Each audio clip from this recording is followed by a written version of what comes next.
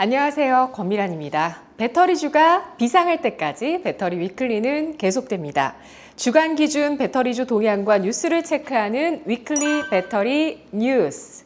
자, 먼저 배터리 8대 종목의 외국인 지분율 3월 5일 수요일 종가 기준과 공매도 잔고 비중 2월 28일 금요일 종가 기준 살펴볼게요. LG 에너지 솔루션 외국인 비중 4.46%, 공매도 잔고 0.49%, 포스코홀딩스 외국인 28.73%, 공매도 0.11%, 포스코 퓨처엠 외국인 9.51% 비중이고요. 공매도 잔고 2.32%, 코스피의 공매도 잔고 1위 기업입니다. LG화학은 외국인 비중이 32.31%고요. 공매도 0.04%, 에코프로비엠 외국인 10.07%, 공매도 3.62%로 코스닥 시장의 1위입니다. 에코프로는 외국인의 비중이 20.09% 있고요. 공매도 잔고 코스닥의 2위로 2.48%, 나노신소재 외국인 7.9%, 공매도 잔고 1.14%, SK이노베이션 외국인 14.44%, 공매도 0.07%, 금양 외국인 5.28%, 공매도가 0.51% 비중 있습니다. 지난 한 주간 배터리 관련 뉴스들 가운데 베스트 5 꼽아보겠습니다.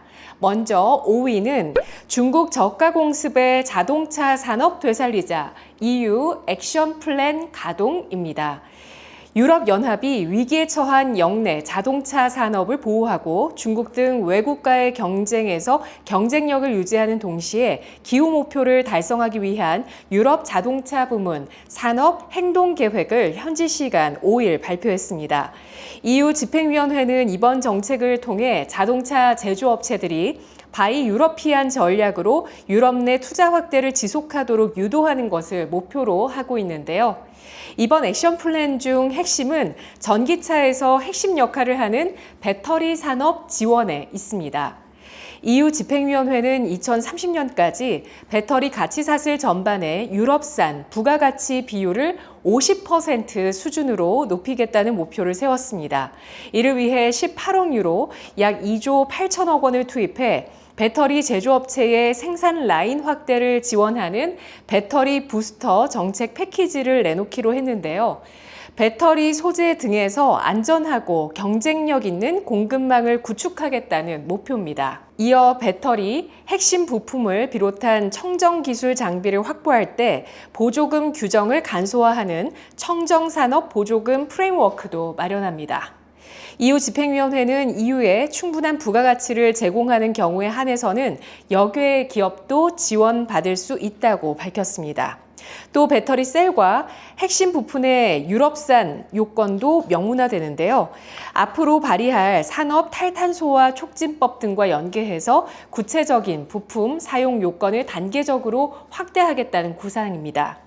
아울러 역내 업계 보호와 공정한 경쟁을 명분으로 한 무역 방어 수단도 적극적으로 사용하게 되는데요. EU 집행위원회는 유럽의 자동차 산업의 치열한 경쟁에 대응할 수 있도록 반보조금 조치 등 무역 방어 수단을 활용해 유럽 기업을 불공정 경쟁으로부터 보호할 것이라고 강조했습니다. 또한 자동차 제조업체들의 요구에 따라 탄소 배출 규제를 일부 완화하기로 했는데요.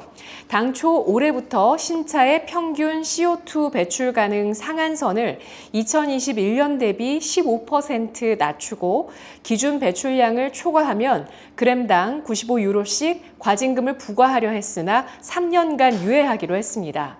이에 대해 전기차 보급이 지체된다는 비판도 있었지만 EU 집행위원회는 2035년부터 신규 내연기관 자동차 판매를 금지하는 목표 등 여전히 기후 목표를 유지할 것이라는 입장을 밝혔습니다. 증권가에서는 유럽 액션 플랜이 국내 2차 전지 업종에 미칠 영향들을 분석했는데요. NH투자증권은 액션 플랜의 구체성과 구속력이 결여돼 단기 효과가 미미할 것이라면서 추후 입법 예정인 만큼 모니터링이 필요하다고 분석했습니다.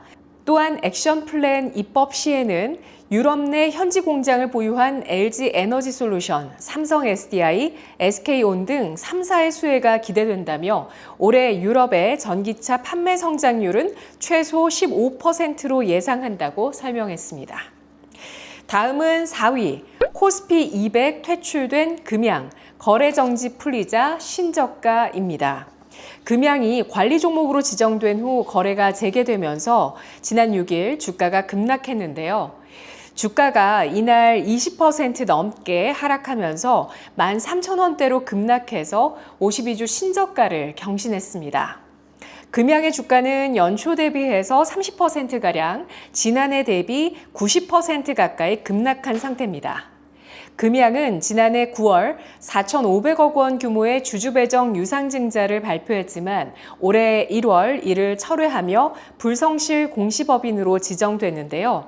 또한 몽골광산 실적 추정치 논란으로 인해 기존에 받은 벌점까지 합산되면서 누적 벌점이 15점을 초과하게 돼 관리 종목으로 지정됐습니다. 관리 종목이란 기업의 재무 상태가 악화되거나 공시 의무를 제대로 지키지 않아 거래소에서 특별 관리가 필요한 종목을 말하는데요. 상장사가 관리 종목으로 지정되면 자동으로 코스피 200에서 제외되고 금양은 하루 거래가 정지되면서 코스피 200에서 퇴출되는 수순을 겪었습니다. 이에 따라 금양은 코스피 200 지수를 추종하는 패시브 자금이 빠져나갈 것이라는 우려가 나오고 있고 오는 10일 코스피 200에서 완전하게 제외되게 되는데요. 이에 대해 금양은 홈페이지에 공식 사과문을 발표했습니다. 금양 측은 몽골 몽라광산 인수와 운영 과정에서 시행착오와 기장공장 완공을 위한 투자 자금 조달 문제로 유상증자를 추진했지만 철회하는 과정에서 불성실 공시 처분을 받았다면서 강도 높은 개선 조치를 통해서 빠른 시일 내에 관리 종목 지정에서 해제될 수 있도록 최선을 다하겠다고 설명했습니다. 또한 몽라광산의 직영 경영을 강화해서 매출 성과를 내고 기장 공장을 조속하게 완공해서 글로벌 신규 수주 계약을 반드시 성사시키겠다고 강조했습니다. 금양은 영업 손실과 단기 순손실이 계속되고 있는데요. 지난해 잠정 실적은 연결 재무제표 기준 매출액 1,537억 원, 영업 손실 545억 원으로 전년 대비 대폭 확대됐습니다. 단기 순손실도 전년 604억 원에서 1,998억 원으로 지난해 크게 늘었습니다. 금양이 주주들의 신뢰를 회복하고 실적, 광산, 공장 완공 불확실성 등 리스크를 해소하지 않는 한 주가의 추가 하락 가능성을 배제할 수는 없는 상황입니다. 다음은 3위, 에코프로비엠, 흑자 전환 이후 이전 상장 재추진입니다. 에코프로비엠이 코스피 이전 상장을 위한 예비심사 신청을 철회하기로 결정했습니다. 경영 실적이 개선된 후에 다시 추진하겠다는 건데요. 에코프로비엠은 지난해 캐즘 여파로 연간 영업이익이 적자로 돌아섰는데 올해 상반기 흑자 전환을 목표로 적극적인 수주 활동을 펼치겠다고 밝힌 바 있습니다. 지난달 28일 에코프로는 자회사 에코프로비엠이 코스피 이전 상장을 위한 예비 심사 신청을 철회하기로 결정했다고 공시했는데요. 이 소식의 주가는 하루 만에 1조 5천억 원의 시가총액이 증발했고 코스닥 시총 2위 자리를 내주기도 했습니다. 앞서 4분기 실적 컨퍼런스 콜에서 에코프로비엠은 심사 일정이 다소 지연될 가능성이 있지만 특별한 결격 사유가 없어 올해 1분기 말 전후로 코스피 이전 상장 승인이 완료될 것으로 기대하고 있다고 언급하기도 했습니다. 하지만 에코프로비엠은 연간 실적 개선을 우선 집중하는 방향으로 선회한 것으로 보이는데요. 에코프로비엠은 지난해 연결 기준 영업 손실이 402억 원으로 적자 전환했습니다. 회사 측은 상반기 내 수주 관련된 가시적 결과를 도출할 것으로 기대하고 있다면서 향후 경영 실적 개선 확인 이후에 코스피 이전 상장 예비 심사를 재신청할 예정이라고 밝혔는데요. 투자자들은 이전 상장을 굳게 믿고 있었는데 황당하다는 입장입니다. 에코프로 BM 측은 사내에서 흑자 기조가 정착되면 이전 상장을 재추진하자는 쪽으로 의견이 모였으며 아예 철회하는 게 아니라 재추진할 예정이라고 전하고 있습니다. 다음은 2위, 첫날 2만 명 찾았다. 이틀차 인터배터리 행사 열기입니다. 국내 최대 배터리 전시회 인터배터리 2025가 개막 첫날 2만 명 이상 방문객을 동원해 열기를 더하고 있습니다. 한국배터리협회에 따르면 개막날인 지난 5일 현장을 찾은 방문자 수는 2만 1,781명으로 이는 역대 가장 많은 1일차 참관객 수인데요. 올해 행사는 전 세계 688개 배터리 업체가 참가해 2,330개의 부스를 꾸리며 역대 최대 규모로 열렸으며 배터리셀 3사를 비롯해서 중국 비아디, 이브 등 국내외 배터리 업계 최신 기술들이 대거 소개됐습니다. 배터리 3사는 도약을 위한 전략과 비전을 발표하며 캐즘으로 인한 수요 둔화를 우려하면서도 장기적인 성장을 자신했는데요. 또 전동화는 슈퍼사이클이 아니라 지역별 특성에 맞게 준비해야 하며 AI를 활용하지 않으면 배터리 시장에서 뒤처질 수 있다고 강조하기도 했습니다. LG 에너지솔루션은 코로나19 이후 인플레이션 부담이 가중돼 소비자들이 차를 구매하는 동력이 떨어졌다며 다만 2차 전지 산업의 연평균 성장률이 20%가 예상되며 이는 다른 산업에서는 찾기 쉽지 않다고 설명했습니다. LG 에너지솔루션은 또 캐즘 이후를 대비하기 위해 제품의 원가 경쟁력을 확보해야 한다면서 이를 위해 미드니켈, NCM 케미스트리를 가성비 있게 만들고 LFP 염가 솔루션 고용량화를 달성해야 한다고 설명했습니다. 특히 소재에 대한 비용 절감과 제조 혁신 두 가지 축으로 원가 개선을 준비해야 한다면서 중국의 배터리 공급 과잉은 상당히 위협적이지만 북미 지역에 있는 LG 엔솔 공급망은 CATL이 따라올 수 없는 수준이라고 덧붙였습니다. 삼성 SDI와 SK온은 전동화 대응을 위해선 지역별로 고객이 불편을 느끼는 페인 포인트를 찾아야 하며 AI가 배터리 산업 경쟁력을 가르게 될 것이라고 각각 밝히기도 했습니다. 안덕근 산업통상자원부 장관은 배터리 산업의 성장세 회복을 위해서 트럼프 2.0, 캐즘, 공급망 세 가지 키워드를 중심으로 정부가 대응책을 추진하겠다고 밝혔습니다. 이어 안 장관은 전기차로의 전환은 예정된 미래라며 로봇과 AI 등 신산업의 급속한 성장도 배터리 산업의 슈퍼사이클을 앞당길 것이라고 밝혔습니다.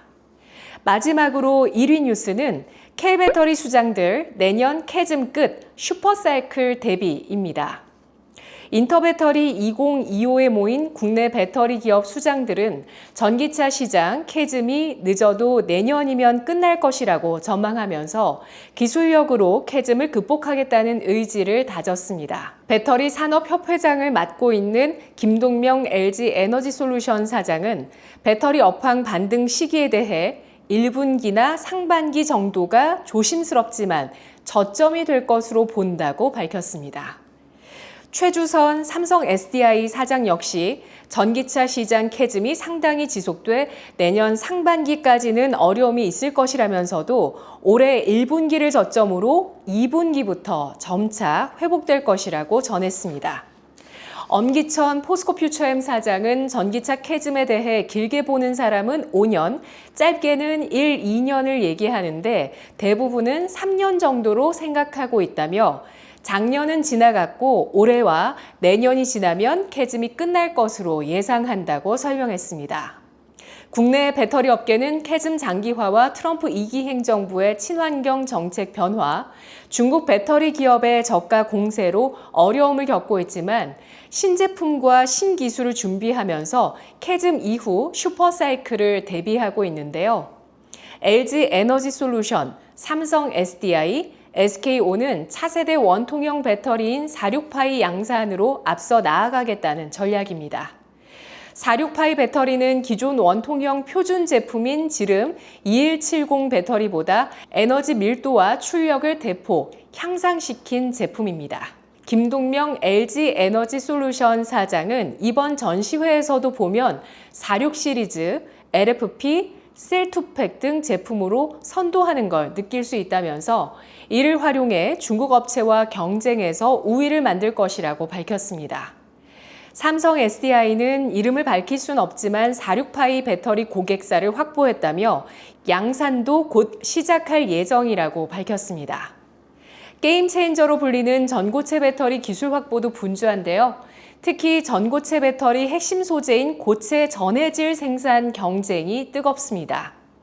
에코프로 BM은 지난해 고체 전해질 파일럿 라인 구축과 시험 가동에 들어갔으며 양산 라인을 계획 중이고요. 포스코 JK 솔루션도 2027년 양산을 목표로 고체 전해질을 개발하고 있습니다. 에코프로 BM 측은 계획대로 진행된다면 2026년 말 정도에는 전고체 전해질 대량 생산이 이루어질 수 있을 것이라고 전했습니다. 배터리주 주가가 비상할 때까지 배터리 위클리는 계속됩니다. 다음 주에 뵐게요. 집에 오메가3가 떨어지셨다고요? 어떤 선물을 할까 고민되신다고요? 그렇다면 고퀄리티의 노르웨이 물개 오메가3 어떠세요? 오메가3에는 DHA, EPA가 들어있습니다. 클릭만 해주셔도 저에게 큰 힘이 됩니다. 감사합니다.